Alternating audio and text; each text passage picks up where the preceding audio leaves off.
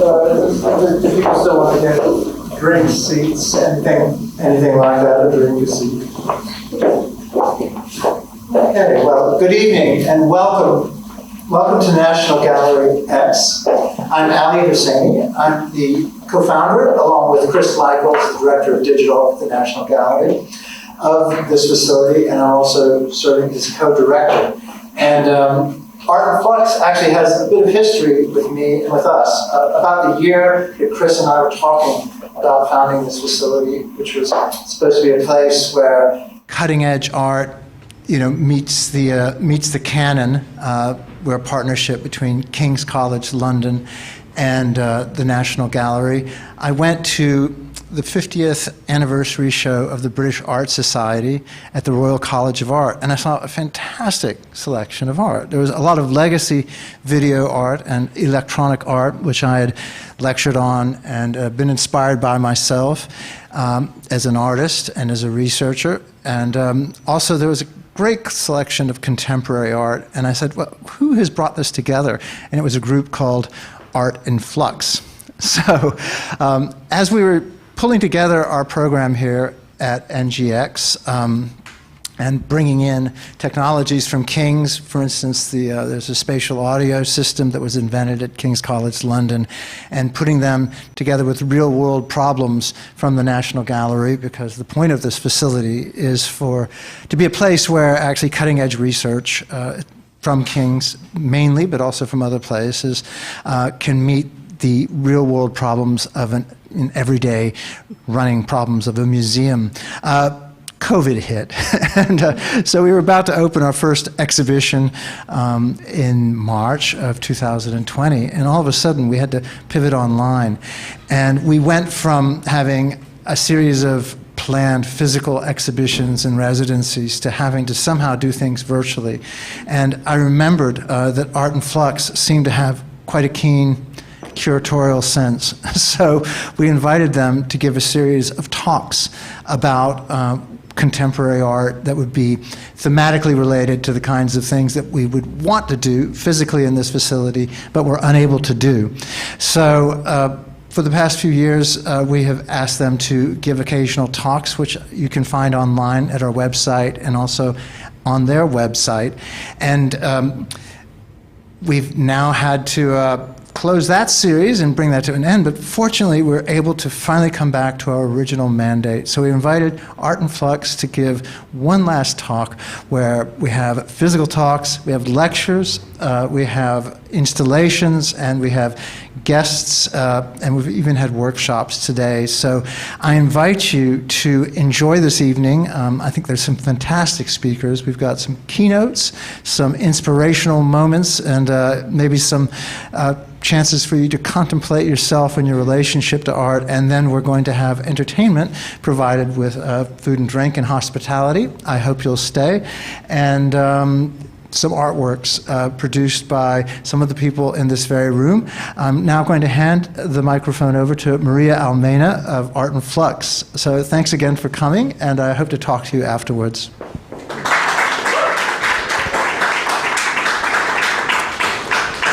Yeah, we have the housekeeping. We wanted to just quickly run it. Fire exit, there. Bathrooms, also there. We have flashing lights for our performance, and we are live streaming, and we have some intense 360 sound too.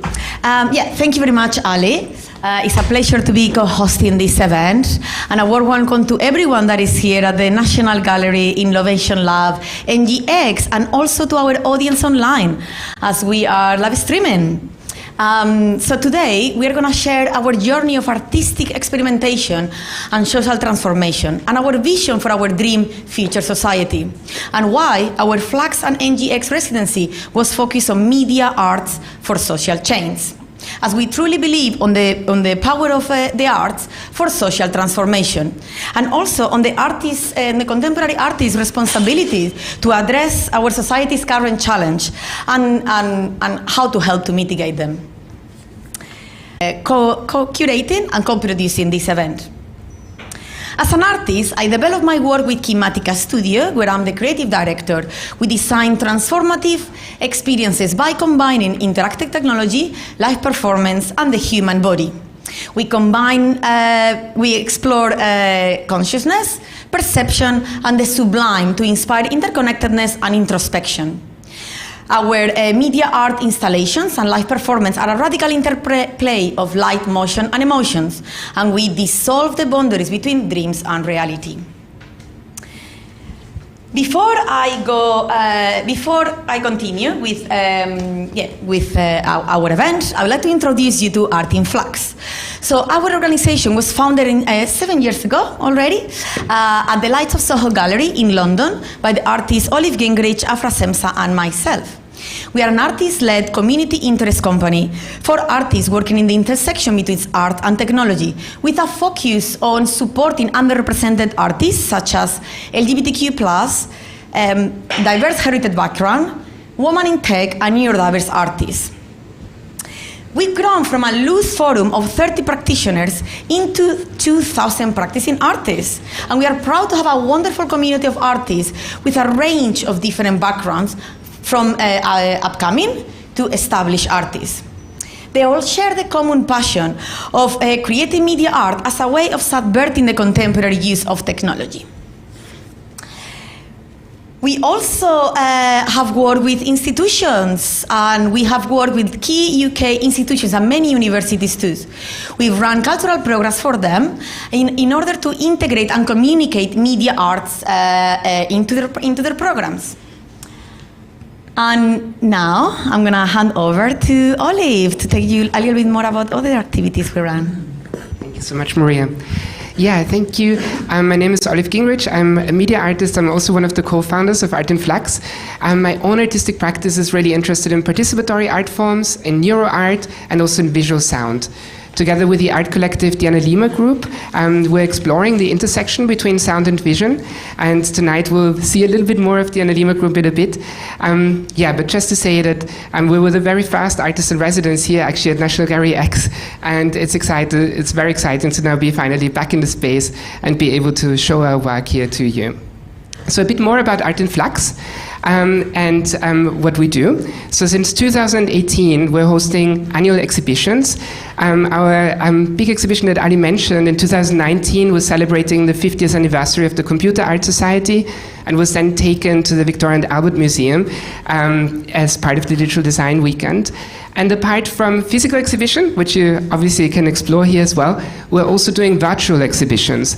And specifically since COVID, we've done quite a lot of virtual exhibitions. Here you can see some experiments in media arts now, access all areas, and also reclaimed, about which Maria will tell you a bit more in a bit. Okay, and now I'm going to hand over to Afra Shemza to tell you a bit more about the curatorial premise of the event. Thanks so much, Olive. It's absolutely wonderful to be here with everyone tonight. My name is Afra Shemza. I am, of course, curator and director at Art in Flux, along with Maria and Olive, a multimedia artist myself, and also manager of the estate of Anwar Jalal Shemza, who's my grandfather. And I'll come back to the work that I do with the estate a bit later. So I create work using light, abstraction, and interactivity. As an artist and activist, I find ambitious ways to fuse methodologies from the past with new innovations to imagine what the role of art could be in the future. Handmade and bespoke interactive circuits are often embedded within my sculptures, and that creates work that responds to the viewer or the space around them. I've been really, really keen on creating artworks that are accessible to everybody, and so I often employ co-creative practices and participatory art practices as well in my practice. So to move through and talk a little bit more about the activities that we do in Flux, our social events were how we really began. We began as a peer network for artists. And we came together, we had these lovely introspective evenings where we all got together, had a drink and had a chat about the different things we were experiencing in our practice and different ideas and themes. We learned how to collaborate with each other and to exchange our ideas and knowledge. We also, like tonight, we're hosted curated talks. So we wanted to take these introspective kind of peer network events to the public and discuss these themes. And most of the themes that we're looking at are all socially relevant, so they all have potential impact on society.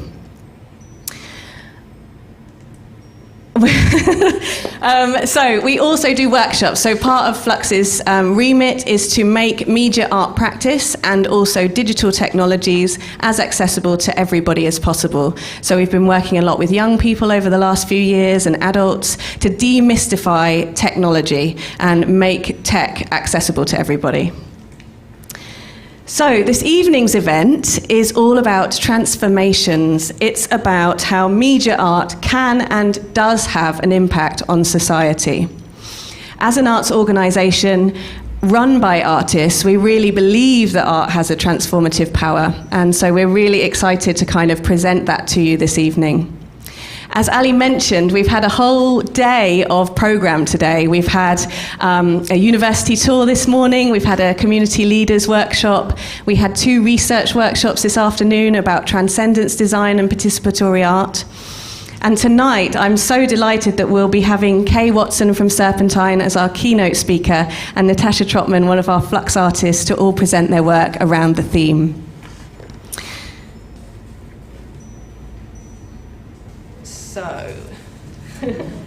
So this evening's event basically is brought around our 7 events that we've been running that Ali mentioned with the National Gallery X.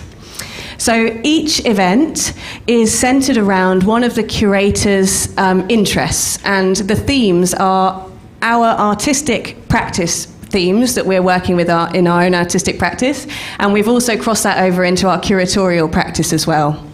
And the themes we've been exploring are gender, well-being, cultural heritage, accessibility, invisible, data, transcendence, and ecology. And we really think in these troubling times, it's a really good idea to start talking about the transformative power of art. It's a place where we can explore and imagine new ways of being in the world and think about future possibilities. And so we're really keen to explore that with you. So this evening, we're going to talk a little bit more about these themes, and I'm now going to pass over to Olive, who will tell you a little bit more about the themes he's been focused on. Thank you so much, Afra. Yeah, so the National Gallery has recently focused on bringing their collection to life using VR and new technology, and specifically here in the exhibition Leonardo that you can see there, where compositions lying underneath the paintings were brought to life using new tech. And I was really inspired by this idea of bringing the intangible to life, bring the invisible to life, and hence the name The Invisible. So this event really focused on this idea of working with data and showing things that we know about, we can't really grasp. So tonight we have one of the artworks on display that was produced by my colleague Shama Rahman and myself, which shows brainwave art. So it basically shows and brings to light our own creativity using AI and deep learning algorithms. So The Invisible featured talks by Marshmallow Laser Feast, by Rafik Anador, and by the Annalima Group. And these artworks are actually on display here as well. This is Kima Color, which is an artwork that was first developed here at the residency with National Gallery X, and that we're now working on with Royal National Institute for the Blind to understand if and how we can create meaningful and accessible 360 visual sound experiences. So tonight we actually have a performance, the very first performance, which I'm going to announce now. It is by the Annalima Group, which was founded by my colleague Evgenia Emets, consists of Dr. Alain Renaud, who's here, who created a beautiful 360 sound design, myself and our colleague David Negrao.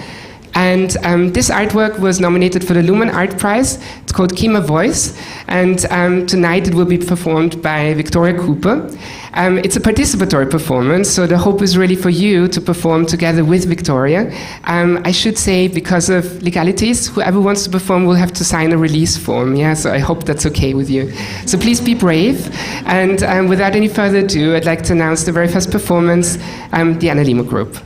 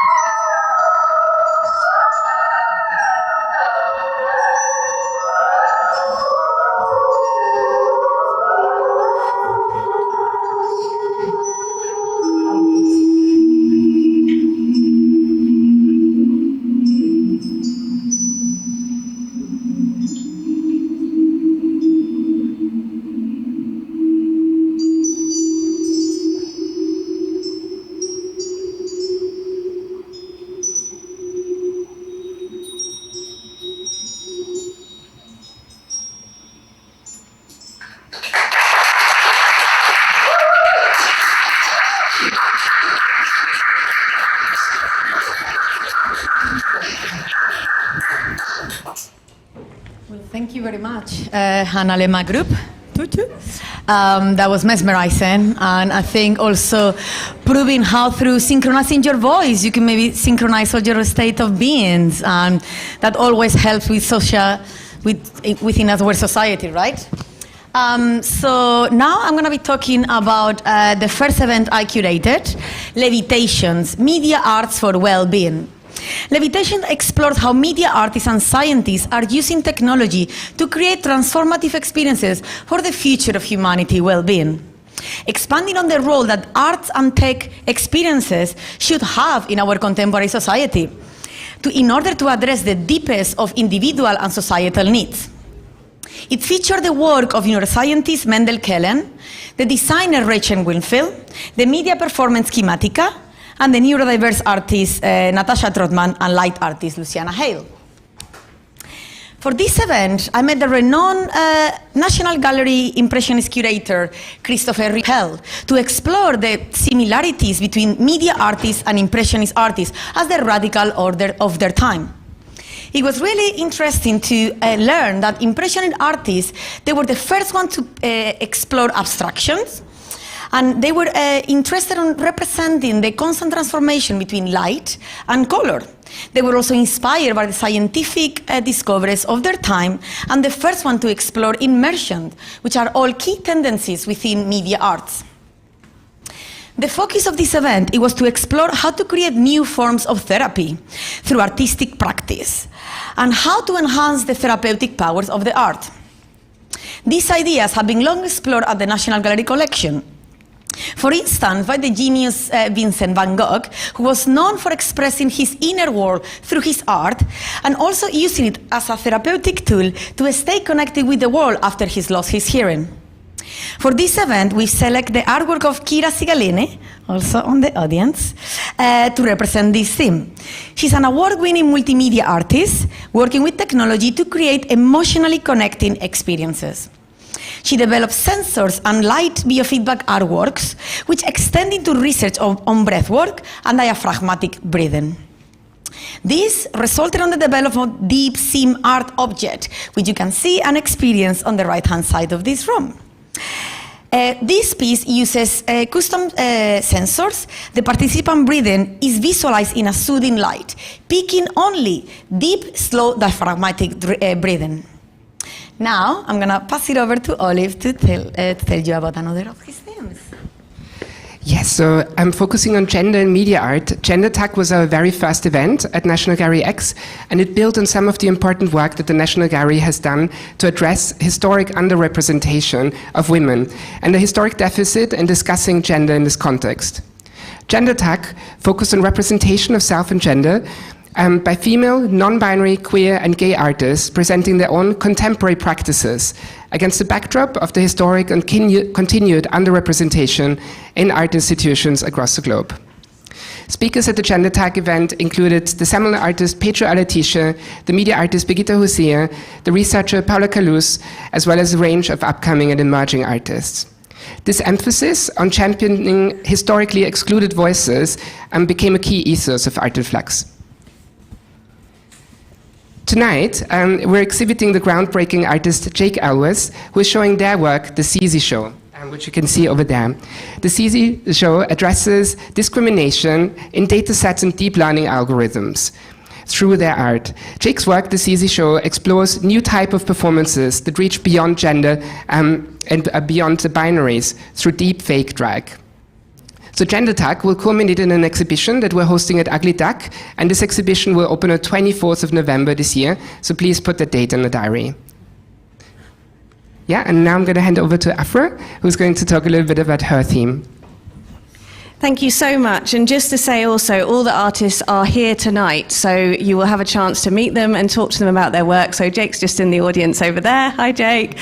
So you'll be able to talk to him a bit more about his work after the event. So I curated 2 events for the National Gallery X as well. Shifting Ground was about media art and South Asian cultural heritage. With my grandfather's artwork, in the last sort of 10 years, there's become a resurgence and an interest in migrant artists' work who came over to London in the 50s and 60s from other Commonwealth countries. And as these changes are taking place in the art world, and these artists are now finding their sort of rightful place in British art history, I thought it was interesting to think about a new dialogue for the 21st century around the legacy of South Asian migration and its impact on contemporary media artists working today. So that's what the event was centered around. And we started, the closest that the National Gallery's collection comes to the east. So this portrait of Sultan Mehmet II by Jean-Thiel Bellini. And we invited Bishi, Rahana Zaman and Prem Saib to talk about their work in relation to this context. So I'm presenting for Shifting Ground, and I'm presenting the two works at the back there in the corner, and they're from my Shemza digital project. So as I mentioned, I'm the granddaughter of Anwar Jalal Shemza, who was a British Pakistani painter who came over to London in the 50s and studied at the Slade. A lot of, maybe there's these changing attitudes in the curatorial sphere and in art academia, but a lot of the public still don't know about the work of my grandfather. So what I wanted to do was create a digital and participatory project that invited the public to actually make their own artworks as a way to highlight the work of my grandfather, but also to speak more broadly about championing diversity and other stories in art and life. So trying to step towards a more decolonized art world and a life as well. So tonight you'll be able to create your own digital paintings by scanning a QR code at the back. Maybe some of you have tried it already. And they will come to life on the screen at the back there. And also there's a new light sculpture that was literally finished a couple of days ago in the studio that was designed co-creatively with the British public. So the actual patterns that are used in the sculpture were designed in some workshops that I created. And so it's also interactive. So if you walk up to it, it will respond to you. The second event I curated, so these are the two themes that I'm interested in my practice, so cultural heritage and also ecology and sustainability. So it was radical ecology. It was about media art and ecology. It was set in the aftermath of the COP26 climate summit, so November last year. And as we're still in a dire planetary situation, it's still incredibly relevant to be talking about this subject now more than ever, I think. We looked to the National Gallery's collection for inspiration and where artists such as Turner have been inspired by nature, always. We also discovered and discussed how climate change and the fact that we as human beings are contributing to climate change was discovered as early as 1837, so way back in the day. And we discussed also how John Ruskin himself was an early environmentalist. I invited Ben Aiton, Sarah Krask and Francis Disley to explore this subject in relation to their practice. I'm so excited tonight that we're presenting Augustine Lauder's 360 spatial sound composition, which is going to be playing in the spatial sound rig that we have all above our heads. But before we do that, I just want to tell you a little bit about the piece. And I should say, I definitely need to read this bit because it's a bit wordy, but I should say that this sound installation is part of an 100-meter sound installation that is going to be on display at Kew in the Temperate House all of October. So it's really exciting to be able to show a snippet of that here tonight, and do check it out in Kew. So this installation is called Parte de la Ceremonia, and it creates surreal soundscapes from different Mexican forest habitats. It immerses you in a unique, ethereal, and imaginative auditory experience. It consists of a realistic 3D recreation of these ecosystems. Imaginary elements are synthesized from field recordings using techniques such as granular synthesis. And ultrasonic sounds, such as bats, are pitched down to the human hearing range, so that cultural and magical elements you'll be immersed with, and they're all from the conservation region. So I'm really excited to take it away. Yeah, thank you so much.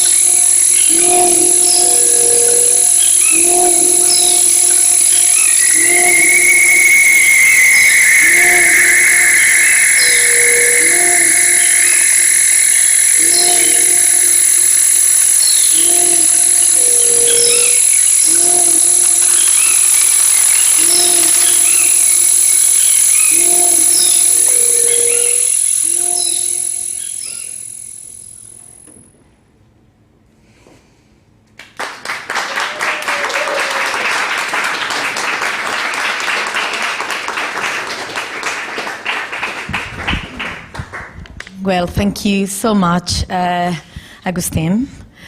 Really meditative experience. I've got to say that I've experienced his sound installation at the Kew Gardens in Essex, the one that is not in London. Was it Essex? Bakers, yeah. And it was incredible because he hides all the speakers around the plants and the trees, and it really transports you to another world. Like really beautiful experience. So I'll definitely be visiting his installation at the Kew Gardens. So now we are on to Reclaim. The Reclaim event. This event, we actually co-curated, the three Flux directors. We co-curated this event. And it was also an interesting process, right? It was the first time we co-curated a talk event, the three of us. Reclaim was a very important event for us because it was really showing us the deficits within the arts and centering the public debate around questions for access media from historical underrepresented artists such as neurodiverse artists, women in tech, and LGBTQ+. Natasha Trotman, who took part at this exhibition and also at the talk, is representing this theme tonight, and with a talk that I'm about to introduce, and her own work. You can see her work at that video screen on my left-hand side. Reclaim was really a pivotal event for us as we now cemented this focus into our governing policies. With UK art institutions continuing to address these issues around representation and diversity, inequalities remain in their collection and their programs. So what role can a small art organization like Art in Flux play to create a wider and greater representation within these spaces? Now, it is my true honor to introduce the talk of Natasha Trotman. She is an international equality designer, and researcher. Her work extends frontiers of knowledge around mental difference, non-topical body minds, ways of being, and marginalized experiences. Natasha seeks to reframe mainstream notions of equality, equity, diversity, access, and inclusion, always through an intersectional design lenses, spanning multimodal interactions, investigative play, and policy design for a variety of audience participants and organizations. Now, let's all give a warm welcome to Natasha Trotman.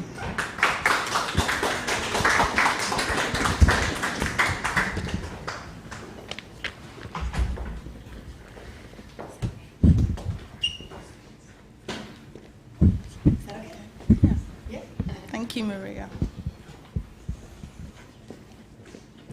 Hello, everyone. It's really good to be here. And it was a wonderful introduction as well, so I appreciate that. Okay, so during this presentation, I'll take you on a journey through my practice, spanning research, projects, commissions, self-directed investigations, and why I do what I do. So based on the introduction that was given for me, you already know I'm a polymath, so as well as being an equalities designer, I'm also engaged in other creative endeavours, such as being an artist in residence at Somerset House, Studio 48. I'm also a design expert for the Design Council, and I'm an SEND practitioner. So I use all of these different tools and methods and approaches as ways to foster new conversations and new approaches to the world and its challenges.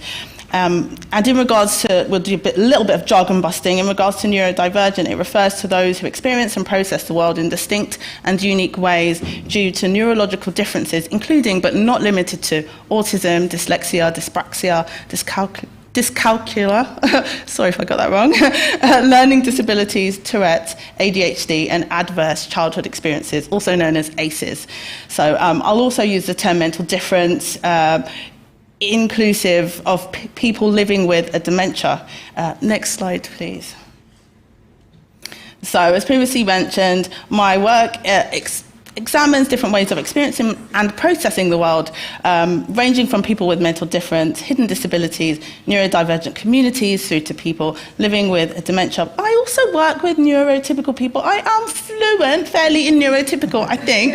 And I also use transdisciplinary research methods and approaches, working across multiple sectors, but the golden thread that interlinks all of these things are equity, access, inclusion, equality, and more.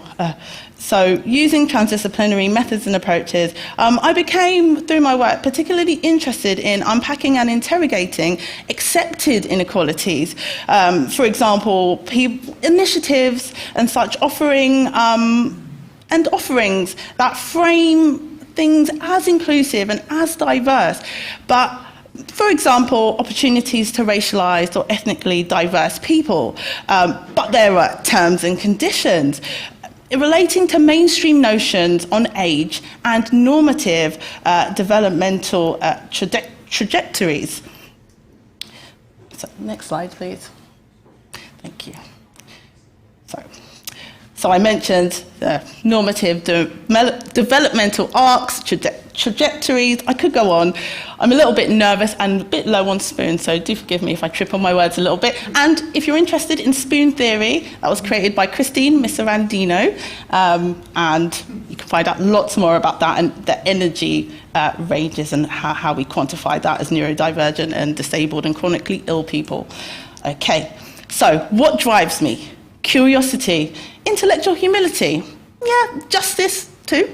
So I've coined the term equalities designer as I found that through my journey traversing theory and practice, I encountered inclusion and access gaps where accepted inequalities were present, as previously mentioned, age exclusionary, ability exclusionary approaches and such. So unofficial discourse and overlooked challenges and pain points exist. I think we know that. But we still need to illuminate this. So I mediate this through my work, undergirded by a rights-based justice approach and undergirded by the social model of disability also. This is due to disabled and neurodivergent needs and desires, in particular those who are multiply marginalised, being rendered invisible by normative approaches and historic inequality based on that normative lens I just mentioned. So I use a suite of multidisciplinary skills to engage and address and challenge these pain points and points of concern. So I transmute neurodivergent, disability and interlocked macro and micro pain points into solutions. Well, I hope so. The next slide, please. Thank you. So we are all connected, and access and inclusion is a continuum.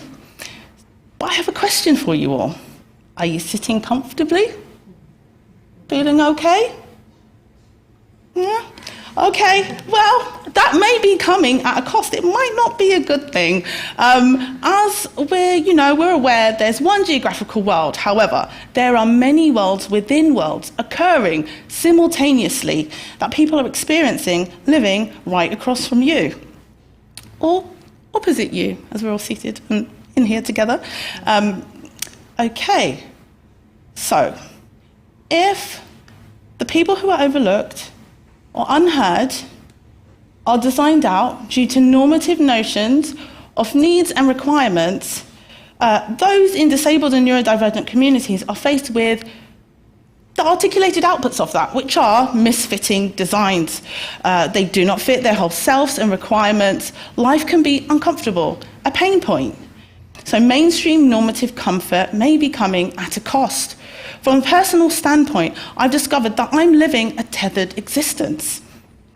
I got that epiphany today, at least in part, a tethered existence based on tech issues experienced today via my supports. I am neurodivergent and disabled, and I realised that due to my tethered existence and twinning that occurs for me when I'm doing this, where I flip from clock time to crib time and back again if needed, where possible, the world seems more accessible for me. However, without connectivity, I found there was a cognitive burden, access and inclusion almost insurmountable, intermittent connections.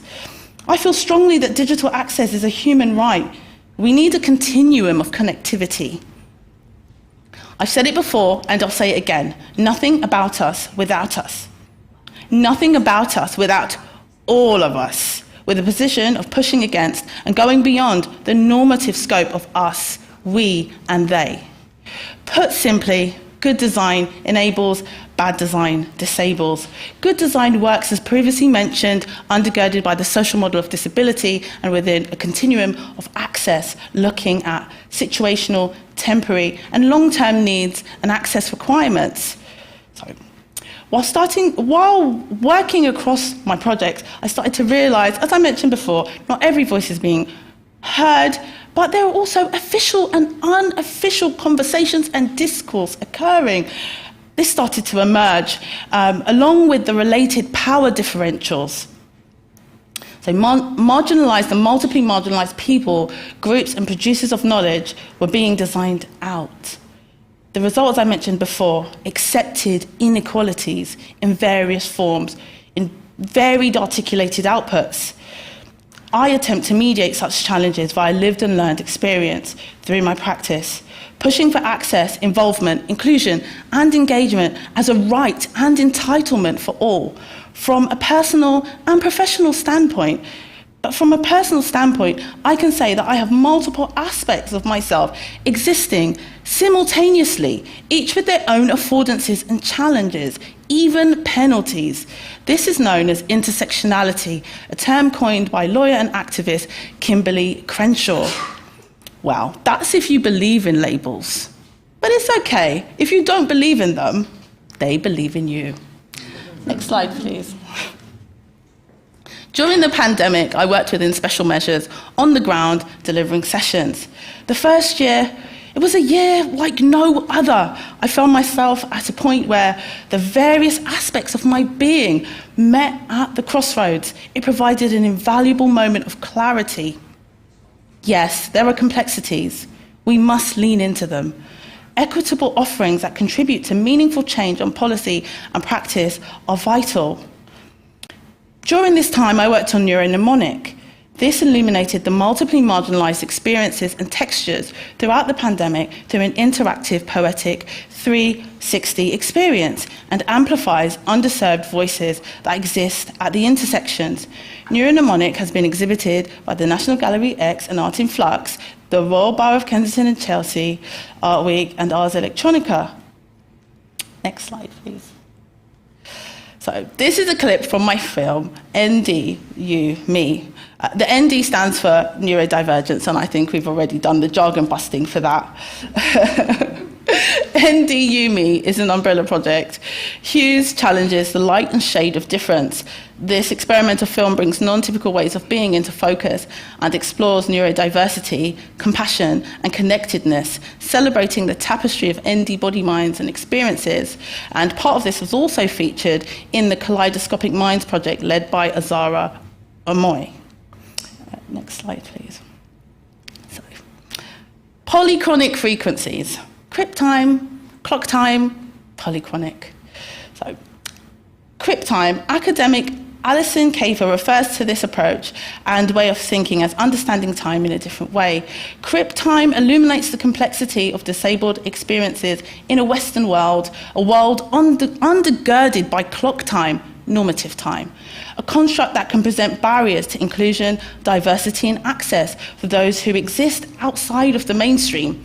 A hacking and reframing of time via crip time allows for accommodations based on a person's visible and invisible requirements, needs, and more. Crip time illuminates the tensions and even compromises between monochronic and polychronic time. Those existing outside of the normative time, I include myself in this, can harness crip time to challenge the normative, apportioning and segmenting of time, work, and even play in day-to-day life. So I'd like to add that clock time is based on Greenwich Mean Time, which has colonial roots. That means many different things for me coming from the West African diaspora. Polychronic time is defined by some as an alternative temporal perception where time is experienced as a point where relationships, tasks, social interactions, and beyond converge and exist simultaneously, a space for new and multiple ways of being and existences. I will end this presentation by reading a part of the poem featured in Polychronic that explores the many textures, dimensions, and modalities of polychronic existences from a multiply marginalized, neurodivergent frame of reference. Forms of energy as devices, technologies for transmutation, connection, back to a collective understanding, a larger consciousness, calibration beyond all senses, attending to multiple dimensions and related occurrences, infinitely spinning, floating, simultaneously soaring and swimming, destination unknown. Still, we keep swimming, mobilizing inaudible, opaque, and edgeless modalities, oscillating technologies, polycomplexity, black ND frequential energy, community, my twin, and me, embracing uncertainty and new possibilities for all.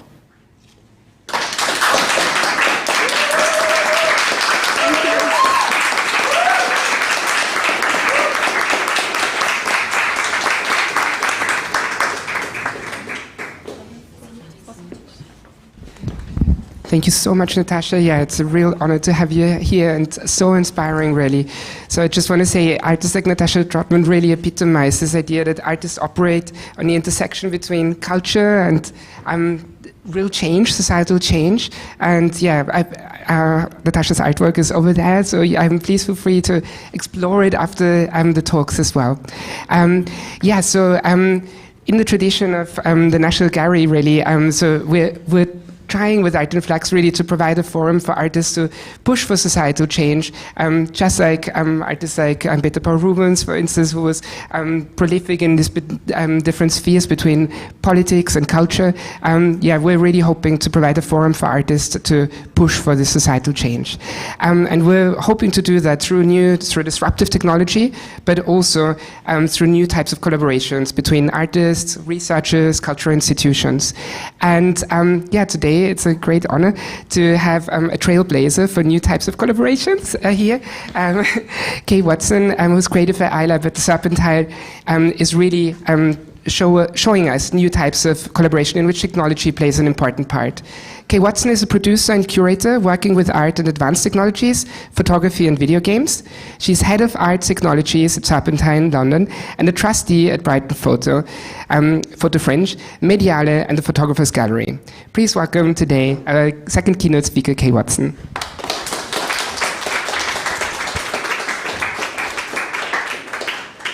I'm really glad. Oh, hello, can you hear me? I'm really glad that my face is not so huge on that screen anymore. Thank you. I first of all want to start with an apology. It's not my usual behaviour to turn up 2 minutes before giving a talk, but unfortunately I'm navigating the new world of childcare, not something I'm very good at, and then a fire alarm decided to go off at Stratford, so I apologise. So today, I just wanted to say thank you, Art in Flux, for inviting me. Thank you to Ali. It's always nice to be asked to do and to speak about the work that we do at the gallery, and also to be sort of a part of this community, so thank you. And congratulations to everyone who's involved. I will actually get a chance to look at some of the work afterwards, sorry. So to begin, my name's Kay. I'm Head of Arts Tech at the Serpentine. In the context of tonight, I'm going to very quickly take you through some of the work that we do. I think what I'm trying to do is to bolster some of the themes that have been running through the event tonight, the way that maybe we share some of those values with NGX and Art in Flux.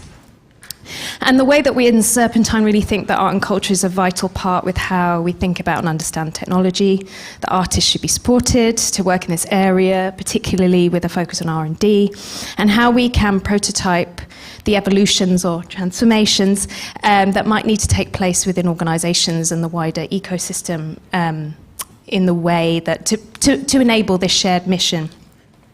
So if you could just go back one. Thank you, sorry. So Serpentine is a public contemporary art gallery. We have no collection. We are increasingly focused on ecology, technology, and community.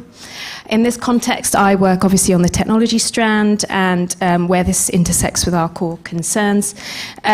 Specifically, Serpentine Arts Technologies, which, as it says here, which is a program that initiates and supports artists in developing ambitious artworks that deploy advanced technologies as a medium, tool, or topic, often operating beyond gallery walls. The foundation of this program is located in an evolving R&D platform that is not a physical space. It is a programmatic situation that supports the development of infrastructures for ongoing artistic exploration and interrogation of advanced and emerging technologies. So over the last nearly 10 years now, if we go to the next slide, thank you. We've developed a structure with which we do this, with our focus really being on production, and that's developing those production skills in-house, R&D, and audiences, or rather how we do things that are public-facing and who our publics are. And we do this through commissioning. I'll talk about some of those. We have a series of labs. Again, these are not labs with physical space. This is distributed sort of programming. These are all labs in areas that we consider to be of strategic importance in the area. And Future Art Ecosystems, which is our annual report. And I'll come back to that at the end as well. So if we go to the next slide. Yeah, this is a way of illustrating what some of these things look like. So our approach to technology, or digital as maybe we call it, has many forms and many publics. So this is, I often like to quote Ursula Le Guin, as many people do, in her rant about technology, which is that it is the active human interface with the material world. It is more than just technology in and of itself. It's how it shapes our relationship to the world. And just to sort of replicate what you just said in terms of the world, or multiple worlds that are happening within the world, happening at the same time. So it's interesting that you said that. And how we experience society. And she is also asking us to think more than simply the technological in terms of something that is high-tech. And I think that's also something important that is happening here today, in the way that Art in Flux, I think, are thinking about these transformations. So if we go to the next slide, and then you can move on. I'll run through some of these programs very quickly.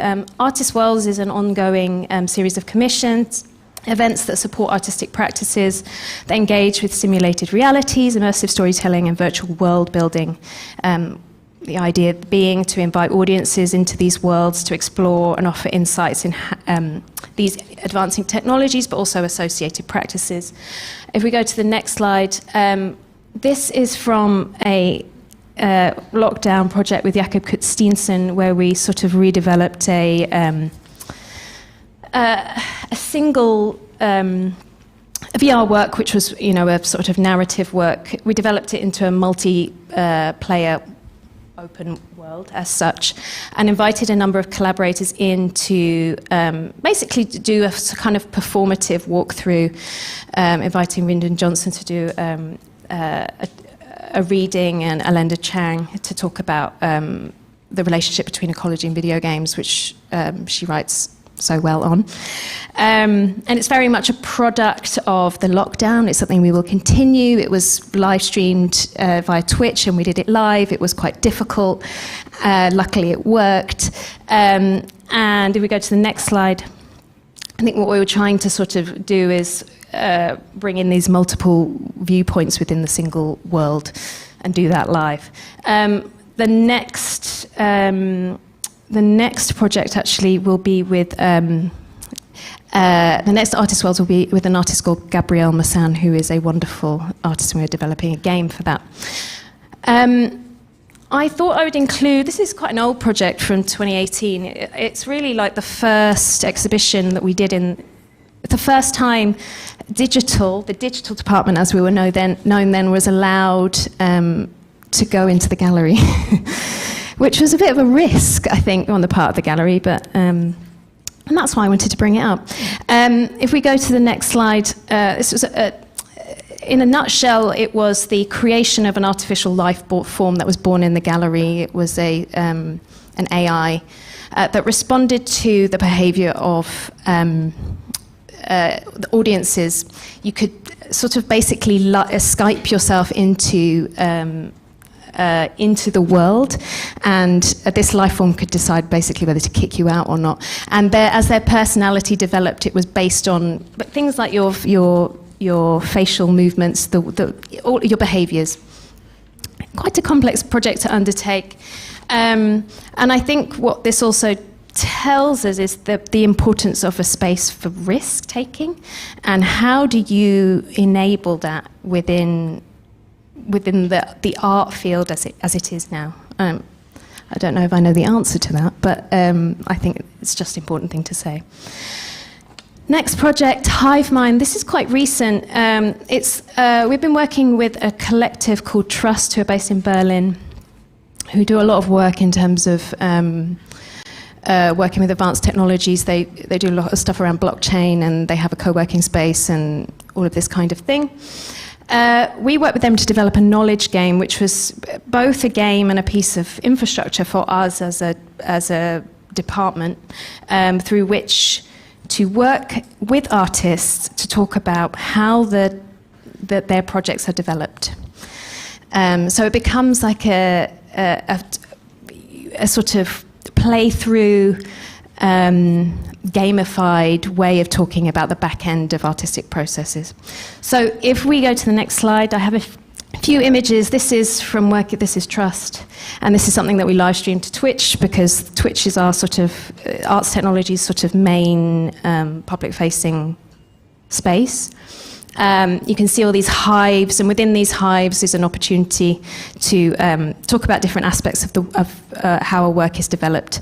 It's open source. Anyone can download it and adjust it and do whatever they want with it.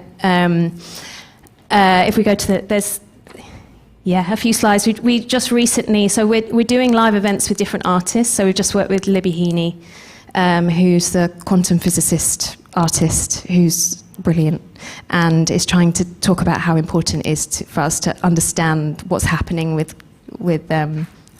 in that field, because that is going to be transformative if it ever happens, which it probably will.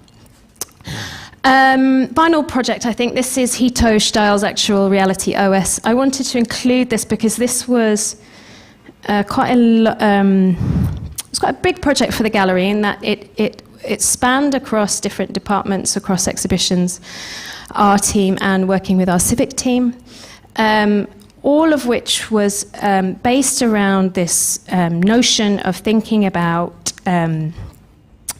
power in relation to digital technologies, in that power is kind of the basis of the development of any technology, both from like the fact that we need electricity to run these things, and that also adds another layer of, as we have another dimension added to that right now. In addition to, the fact that we're talking about economic and political power, the people who are developing these technologies and who is making those decisions, the who, the how. We work with a series of research partners. The work that I was most involved, we were most involved with, was the development of this app called Actual Reality OS, which is another open source app. Basically, we did a lot of data collection with a series of research partners, including Unite the Union, Disabled People Against Cuts, Architects for Social Housing, and other organizations like that. What we were trying to do is really think about the different outputs, relationships, and processes in relation to AI on sort of a technological and on a human scale as well. Next slide. This is a more recent project, which is particularly around the research and development stuff that we do. We've been working with Danielle Brathwaite-Shirley for a little while. Initially on a kind of period of R&D. If we go to the next slide, I don't know if you know Danielle's work, but she uses video game development in order to archive Black trans experience. And she is an enormously prolific artist who basically makes a new game every day, and it's quite incredible. What we're doing with her is really thinking about, what can we do to support the next phase of work. We've been talking about, what do you want? Do you need to? Are you thinking about a studio? Do you want to go down the video game development route? Is the art world context the right context? In addition to sort of working on a slightly more complex project, this was a live playtest improv session, which was insane, that we did in April, which will form the backbone of a larger project. And this was then revisiting that. This is Tamar, the Arts Technologies curator, who's been working with Danielle for a long period, to really sort of go into more depth and get feedback from our Twitch audience on how that was working. If we go to the next slide, I'm probably way over 10 minutes, aren't I? I'll be very quick. So I'm just going to skip through this very quickly. What R&D does is, in terms of what we think is really thinking about what does public interest look like in a public institution today. How do we undertake that kind of organizational development to support this kind of work? This is a quote from my colleague Victoria Ivanova, because I could never say it as well. But I will move us on to the next slide. And I think that one of the ways we do this is through our report, Future Art Ecosystems, which is our annual strategic briefing, which is something that we've conceived with a strategy company called Rival Strategy, who really think about, who've worked with a number of different kinds of organizations outside of the art field, and we're really thinking about why or should we be doing this in relation to art. So with each briefing, and we are about to release our third, it is about providing concepts, references, language and arguments towards the construction of 21st century cultural infrastructure. And that, for us, is the systems that support the production, distribution, management and financialization of art that engages with advanced technologies at the same time as being responsive to wider social issues. If we go to the next slide, I think what was also important is to do the strategic work that often comes out the private and commercial sector, but putting artists at the center of it. That is a very important part of why we do this, but it's also about convening, and it's about involving everyone else who's involved in the sector, and that is how we undertake that research process. Last year we released this, Art in the Metaverse. I don't really have time to talk about it, but I'm very happy to share copies of that if you're so interested. Really, really coming out of the looking at the video games industry and digital strategy. We're working on Future Ecosystems 3, building hybrid worlds, and really sort of thinking about this point of public value, Web 3D, Web Metaverse, in the name of constructing, of understanding what the evolution of the art field could be. This is where I wanted to leave it, because I think in terms of transformation, these are the things that I think are important. Interoperability. This is a term that is, bandied around in tech world, but what does it really mean for the art field in terms of organizations and people working together? Advanced production capabilities. We know that we need the ability to access that kind of capability. Where should that be? How should it manifest? Advanced economic and distribution rationales. I think that it's, we do need to look and explore further and expand on digital strategies that already exist. New systems of measurement. This is really key for me, which is like metrics. Like the fact that we still measure things via footfall and number of clicks, it does not tell us anything about engagement, or anything actually, other than, and obviously people are gaming the system. And then deeper engagement with the user as stakeholder, and that is really about embedding those people who are necessary to an organization within its processes. So that is from an artist to a funder.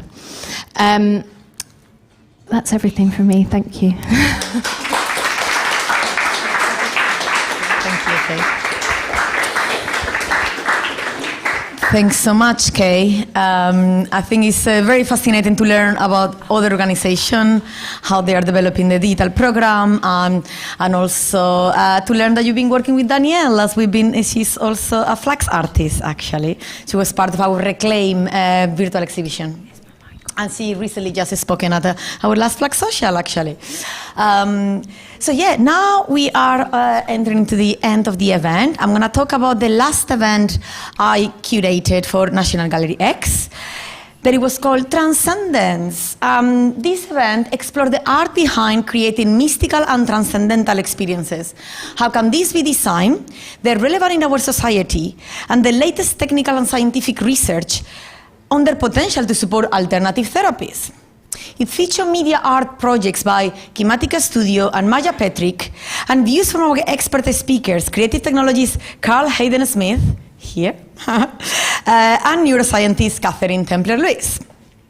We devised a future for creating these type of experiences so they can help our society to recover from our current global isolation and meaning-making crisis. Letting art be an activator for social and emotional transformation, and through the exploration of this altered state of consciousness that enhance human interconnectedness. For this event, I met with curator Ayla Lepin, the religion curator at the National Gallery, who walked me through the collection to find the mystical experiences more represented in the collection, which were the Assumptions of Virgin Mary and the Crucifixion of Jesus Christ. We, chatting with Ayla, we also connected over the idea of altars as a way, and how art pieces, they create a natural altar for people to connect with God or with their inner world. I particularly like this image of Saint Francis in Meditation by Francisco de Zurbarán, representing the mystical space in a very deep black, and concept seen at Kimatica's artwork to represent the subconscious space. So for today's event, we've selected an artwork from Kimatica Studio, Metaverse Divination, which you can see at the very back, and it was also created through the help of Art Council England during the pandemic. As this piece is connected to the live performance that you are about to experience.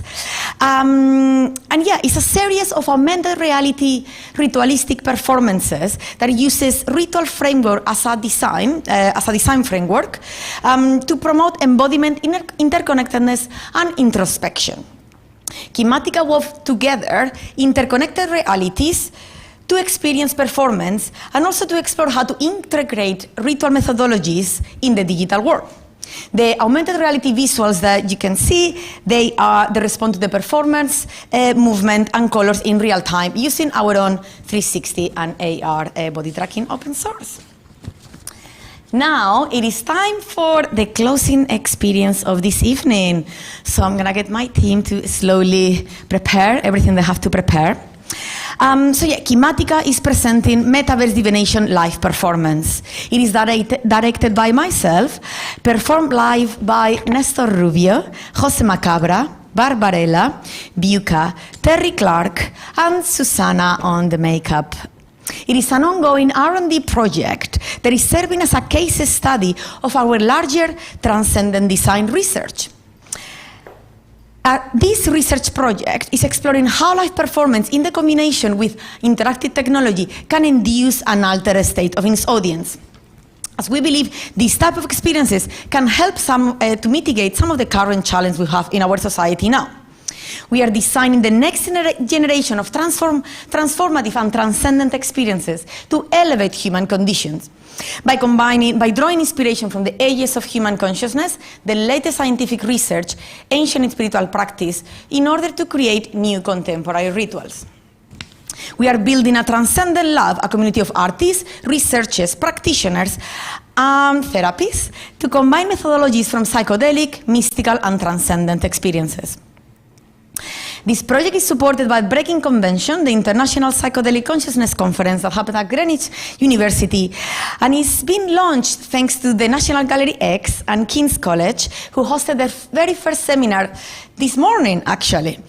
We have more seminars and performance to be coming up under the Transcendent Design umbrella.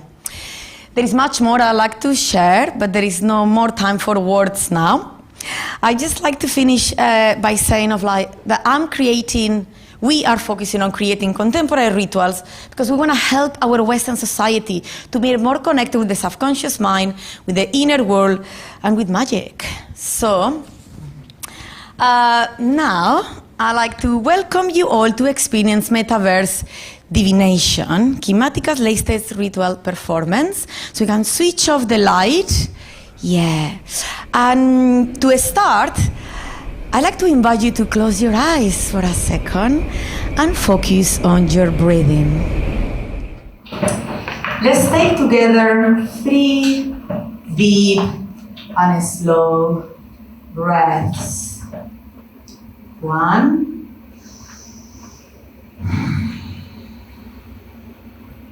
2.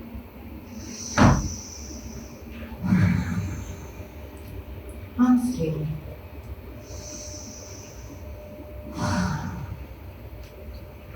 Feel how the breath moves through your body. And ask yourself, how do you feel today?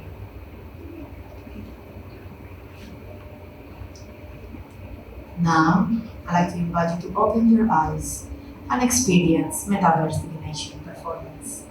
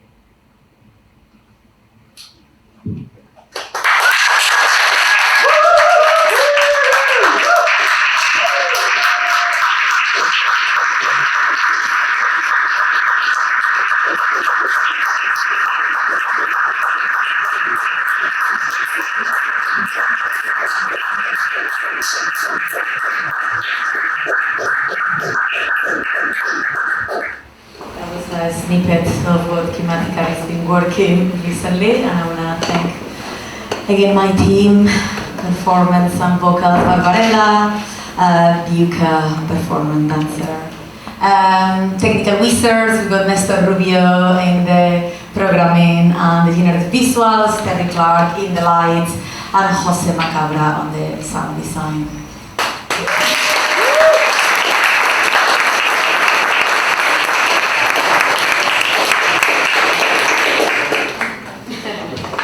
So yeah, a big thank you to Kimatica. What a fantastic performance. Really shows the power of transgender and perspective. Yeah, hugely exciting. We've got only a couple of final slides to wrap up, just to tell you, if you want to see more about Kimatica's work and more about our work with Art in Flux, we've got a next event coming up with the Barbican, which is happening on the 10th of November already, and it's about embodiment. It is in the framework of the Caroline Schneemann exhibition at the Barbican, so I'd very much like you to join us there. We'll have performances and screenings, and we have an exhibition coming up at Ugly Duck on the 24th of November. So yeah, the only last thing to say really is that hopefully we were able to give you a good overview of the different types of themes that we're all working on: cultural heritage, health and well-being, introspection, transcendence, gender, the environment, cultural heritage. And what we really try to do with Art in Flux is to provide a forum for artists, for artistic expressions that uses technology in new and innovative ways. So yeah, I'm going to hand over to Afra Shemsa to wrap it up. And yeah. Thanks so much, Olive. We're just getting our final slides. So this is our event that's happening at the Barbican, so please do join us, and the gender tuck was on there as well. So as our National Gallery X residency draws to a close, we are looking for new partners, so if you are in the room, we're hoping to work with some of you next year. We do obviously exhibitions, workshops, all kinds of talks, etc. So do get in touch with us. You can find out, contact us on info@artinfluxlondon.com. We'd love to work with you. If you're an artist, maybe at home at the live stream, please do come along to one of our social events. We do work with emerging artists. As Olive mentioned, we've got an open call for a slot to exhibit with us at the Barbican. So that's very exciting. So do submit to the open call. And after the show, as I mentioned before, we have all the artists who are going to be with their artwork. So please do talk to them, find out about what they're up to and their work, and have a little chat with us. So, thank yous. Thank you all for attending. It's wonderful to have such an intimate and incredible guests here tonight. Thank you to our speakers as well, Kay Watson and Natasha Trotman. Thank you so much. It's been an absolute pleasure to host you both. I would like to thank our artists in the room who are all exhibiting. So Kira Zigalina, who's just here on the round here with the sim.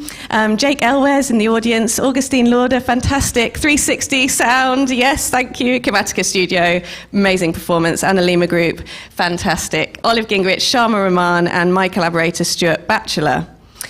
I would also like to thank, of course, the National Gallery X for commissioning and hosting this event, to Ali Husseini for hosting us, to Chris Michaels, to Priyesh Mistry for all your support with our events, to Iram Ali. I mean, this event would not have happened without you at all, for holding everything together. Thank you. And of course to our technical team, John Sheldon, who's hiding in the back, Ash Baker. To Ian Warren, to Alex Sorrenti at the back there on the camera, because this event really couldn't have happened without you. And of course to our live streamers who are also in the back, Hakeem, we're so pleased to be able to bring this as a hybrid event to you too. So, I think that's everybody. Hopefully, if I've forgotten you, I'm so sorry. I'm now pass over to Ali to wrap over the event. I'll give you, this is really the final word. Thank you so much. But first, I'd like to leave you with a thought. Humanity is at a fulcrum, historically, socially, and ecologically. I don't think there's ever been a point in time where individual decisions that we make, such as should I use this tube of plastic toothpaste, matter so much to the outcome, not only of human species, but also non-human species. So we are at a fulcrum in history in general. We're also at a fulcrum here in this institution, and I think I'd like to just give a little bit of context. National Gallery X is a partnership between the National Gallery and King's College London. And the National Gallery's condition of this partnership is that we somehow keep the canon of paintings in there relevant. There's been a huge investment in this wonderful collection of paintings, but we know its limitations. I won't go into that. And we also know that it could become rapidly irrelevant. That was their condition. The other condition, I'm an artist. I do video art and digital art, but I am also a researcher in the Department of Engineering. And King's College London's condition was that National Gallery X draws on technologies from from King's College London primarily, but also from the other intellectual resources there. With those rather strict limitations, I think, we've seen something extraordinary happen here, and we've seen it happen tonight. Tonight we have seen poetry in the machine.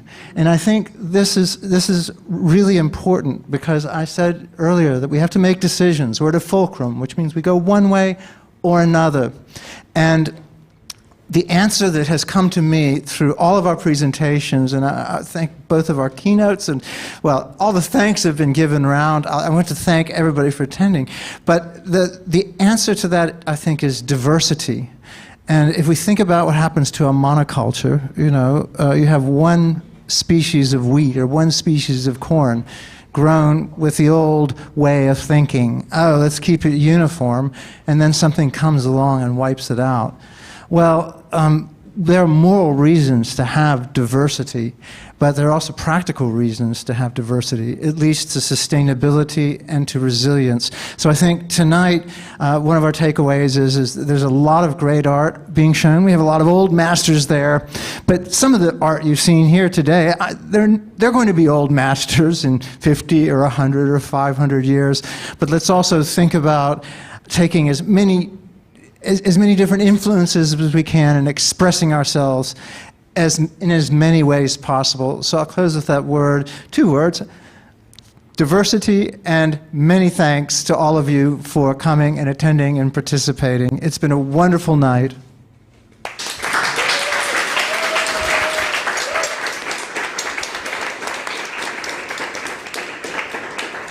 Please enjoy yourselves and enjoy our hospitality.